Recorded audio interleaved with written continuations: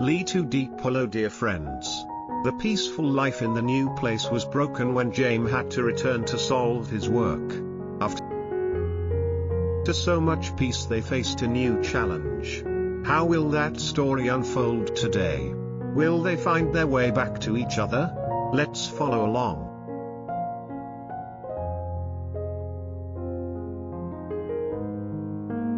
James was sitting quietly with tea deep in the soft glow of the evening. Their moments together a rare refuge from the chaos of his life.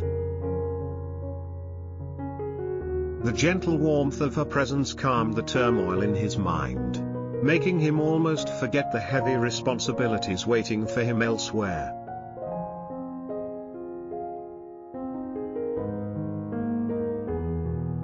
But the peaceful moment was short-lived.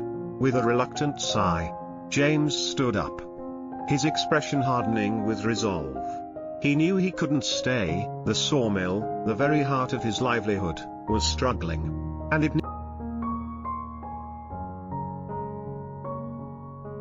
needed him now more than ever.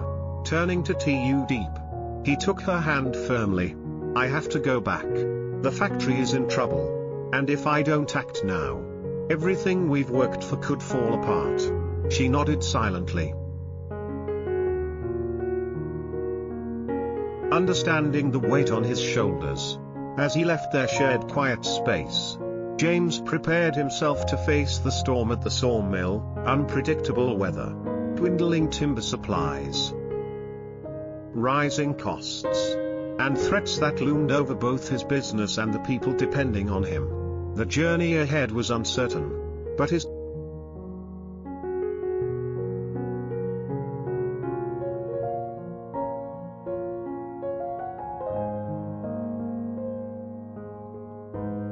determination to protect what mattered most gave him strength to move forward. James returns from parting ways with Zia with a calm but determined look on his face as he surveys the struggling sawmill that was once his pride and joy. The factory, built with his sweat and passion,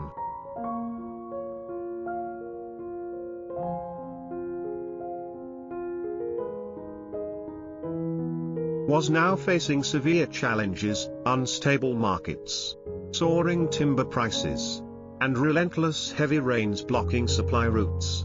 He knew that without immediate action, the factory might collapse, costing many workers their jobs and himself the dream he had fought so hard to build. Resolute, James decided he could no longer delay. He came back to take charge personally, handling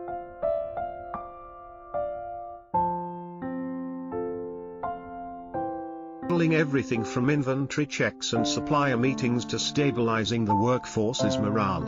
Entering his office, he felt the weight of pressure but also the urgent need for his presence and decisiveness. This moment marked the beginning of a challenging journey for James and the sawmill. As he steeled himself to face the storm ahead, determined to restore the business and reclaim its position in a fiercely competitive market. The current situation was dire. An entire week had passed without a single shipment of new timber arriving, leaving the factory's operations at a standstill. On a phone call, someone said, "Let me come down there. I'll call you back." James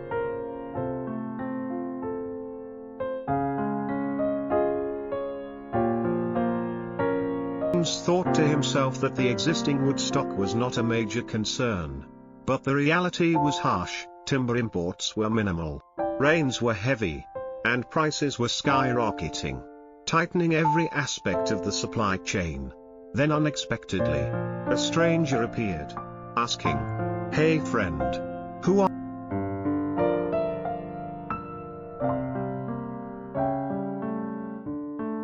are you and what are you doing here? Do you know the owner of this factory?" James replied, "Yes, I am the owner." The man shook his hand and said he had a batch of wood to sell but no factory to import it through. He proposed to find a factory like James's to handle the import. The batch was about 50 tons of timber, including resinous and oily wood, located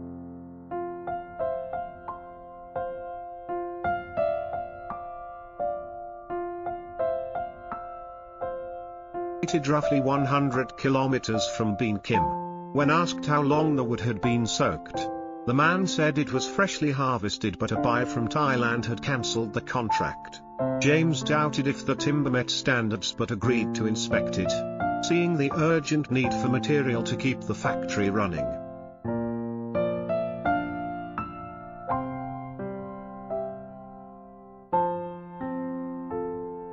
They agreed to meet the next day at Bean Kim for inspection. The man introduced himself as Nhong, while James identified himself as the owner of several local timber shops. Nhong explained the timber industry's current difficulties caused by heavy rain and rising prices, and offered wood at very attractive prices: resinous wood at 1.100.000 VND per ton and oily wood at 2.500.000 VND per ton. James told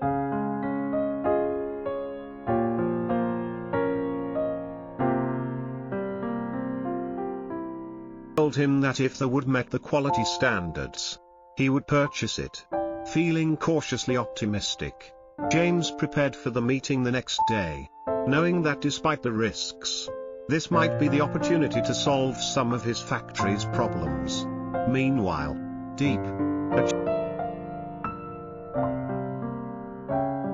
gentle and caring woman, was attending to an older man with a sore leg, anxiously searching for medicine and comforting him. She bought ointments and toys for the child in the house and encouraged the man to rest, promising to take good care of him. Their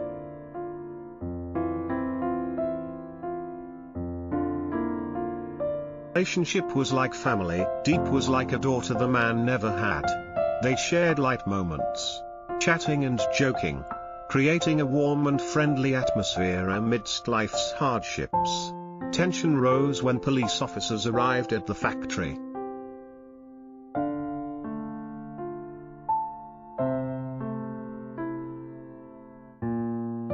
Asking about a wanted criminal. Both the owner and Deep denied knowing or sheltering anyone suspicious. The police requested to inspect the house but lacked proper documents and promised to return the next day. Everyone grew cautious, wary of fake police, keeping information tight to avoid unnecessary trouble.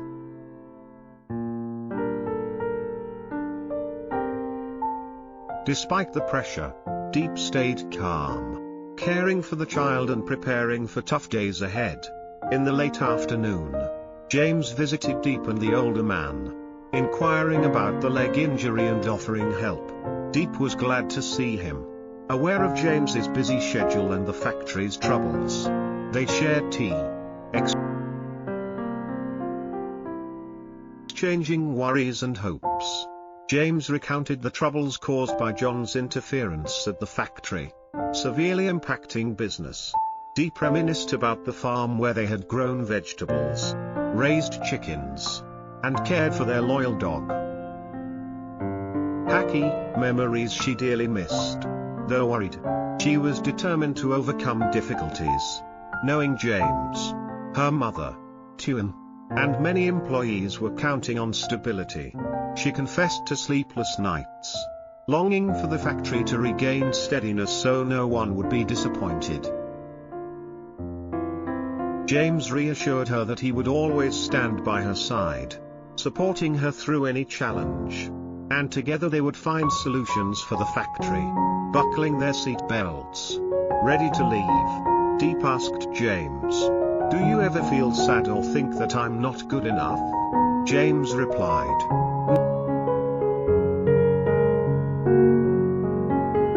"No, you are the only one who makes my life meaningful." Together, they faced forward, prepared to confront the challenges ahead, striving to save the factory, keep their dreams alive, and maintain the strong bond between them despite the ongoing hardships. Let's see what happens next. Thanks everyone. Lee Too Deep.